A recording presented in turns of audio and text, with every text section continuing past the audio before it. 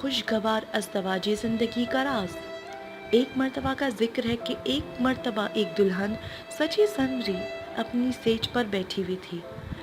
अपने शौहर के आने के बाद उससे बोली कि ये सूटकेस मेरा है और आप कभी भी इसको खोलने की या इसके बारे में मालूम करने की कोशिश मत करिएगा। तो शौहर ने बोला कि ठीक है, नहीं करूँगा।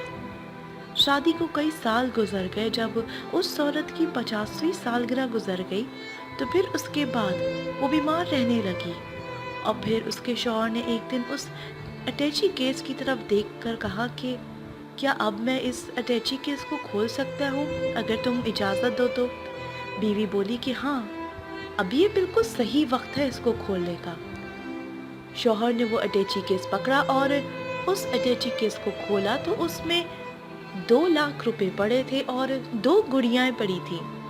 इतने में बीवी बोली कि ये 2 गुड़ियाएं उस वक्त हैं कि जब मेरी शादी हो रही थी तो मेरी वालदा ने कहा था कि जब भी तुम्हें अपने खावंद पे गुस्सा आई या तुम उनसे नाराज हो तो एक गुड़िया सी डालना। और मैंने यही किया कि जब भी मुझे आप पे गुस्सा आता था या नाराजगी होती थी तो मैं एक गुड़िया सी देती थी, मगर आपसे गिला ना करती थी। शौहर ये देखकर बहुत ही खुश हुआ कि उस बैग में सिर्फ 2 ही गुड़ियाएं थीं।